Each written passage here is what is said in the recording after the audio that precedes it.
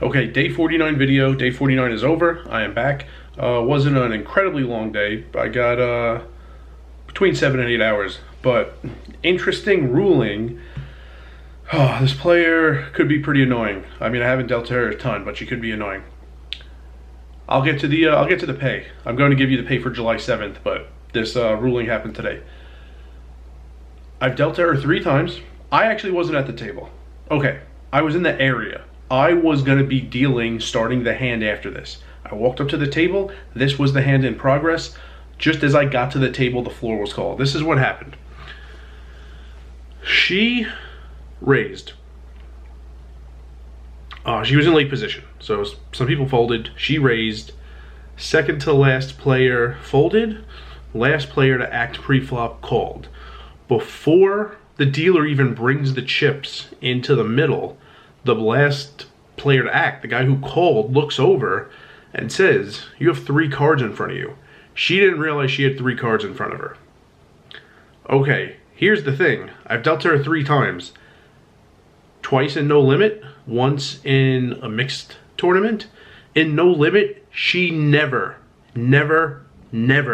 looks up from her phone.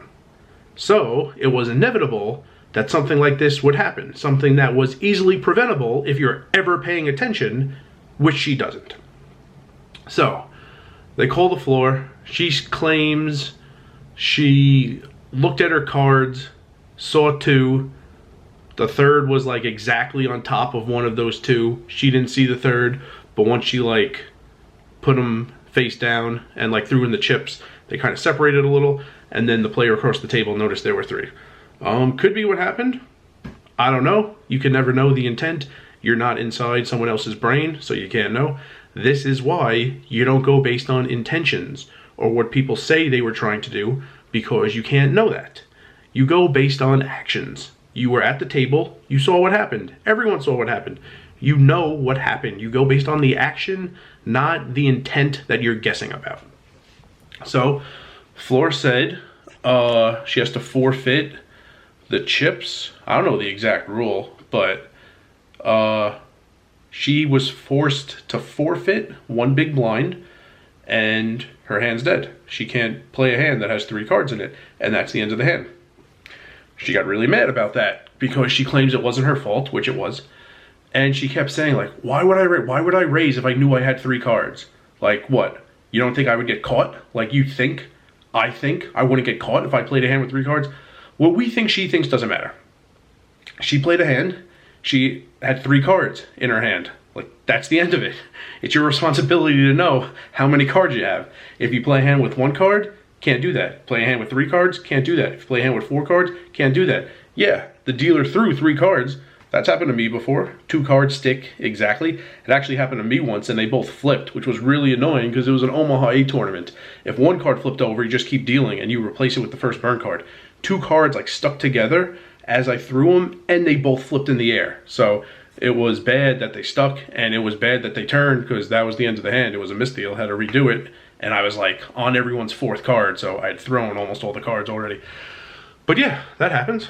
Sometimes when I like burn and turn, I like put the burn card, and then when I put the turn card, like 2 cards come up, and I just say, okay, this is the one that was the turn card, and sorry, but I exposed the burn card to the river.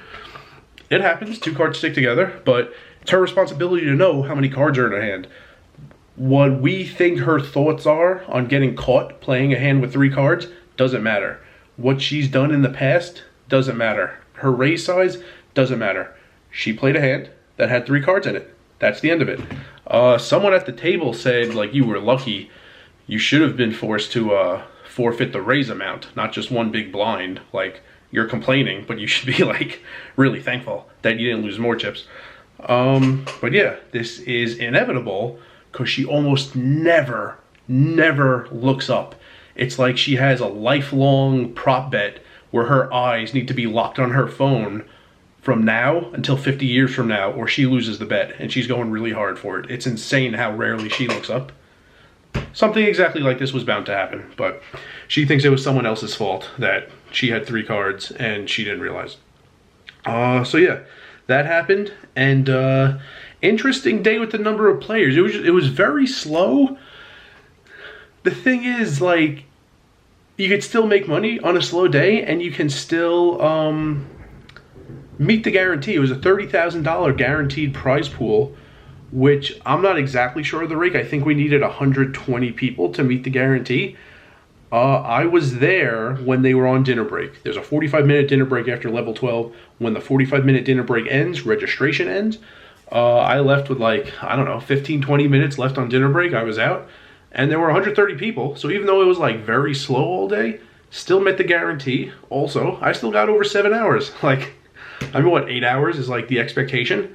I got over 7, even on an incredibly slow day. Just because, like, not a lot of people are signed up for a tournament early doesn't mean the dealers can't make money. It doesn't mean there aren't hands to deal. It doesn't mean there can't be a good prize pool. Like, players played in a $30,000 guaranteed prize pool tournament, and the prize pool was slightly more than that. So, even though it felt kind of, like, slow and boring and, like, sluggish all day, still, if you just, like, showed up tomorrow and looked at the piece of paper in the binder, the results of all the tournaments all series, you would see a solid prize pool with a solid number of entries in the field. So those two things happened today. But now I'll tell you about July 7th's pay. It was a Sunday. I was on the clock 9 hours, 19 minutes. So first 8 hours regular pay, 8 times 12 is 96.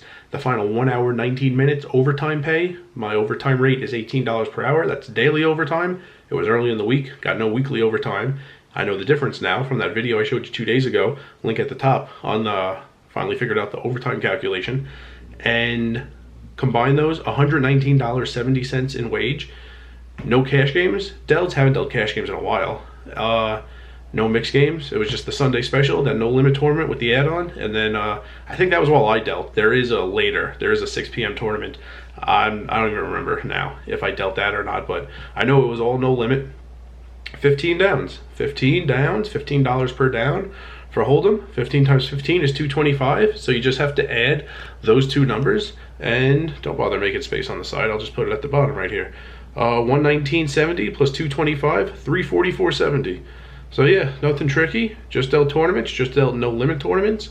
Got a solid amount of hours and got 15 downs. There you go. So that's it. I will make one more video. It will either be the most money I made in a day or the second most money I made in a day. Both were very, very close numbers, and the point is to show you those mixed game tournament days. Those are some big days. So not that I really have a choice like what days to go in or not, but I don't know, for next year, if I have any wiggle room, or if, like, I don't know, maybe someone's like 2 people are looking to trade days, maybe I would choose the one that has the, like, horse tournament instead of the no limit tournament, because those $20 downs over the course of, like, many hours do add up. So I will show you one more video like this before all the summer poker dealing series videos before all of the summer poker series videos are done. Tongue twister. I think I could have said the word series twice. The poker series at Orleans and this video series. That's what I was trying to do the first time. Whatever. So yeah, have that to look forward to. And tomorrow, last day. Tomorrow is actually a very interesting day for me. I've been planning it for weeks. Gonna work. If the office is open, return my uniform like 3 minutes after I clock out for the final time. Go to the supermarket, go to Harrah's, bring up all my cooking stuff. Don't even know if I'm going to spend the night there, because I still have this room in the Airbnb for weeks. Or like 10 days or something. 8 days or something. I don't know. Tomorrow, first thing, MGM buffet to go. Just put as much, like, chicken and sausages in the to-go box as I could. Go to my room at Harrah's, cook rice, and eat half of it tomorrow. Eat the other half Tuesday. Eat the Bellagio buffet Wednesday, and basically just, like, eat meat plus rice and sit in my room for 3 days. I've been planning this for a very long time. I was given the opportunity to work. The series is over, but things will still happen in Orleans. I was given the opportunity to work, like, Monday, Tuesday, Wednesday, and I probably wouldn't have even if I were given that opportunity like weeks ago, but certainly not like given the opportunity 2 days ago. I've been planning this little 3-4 day vacation for a long time. And remember, rice is a spoon food.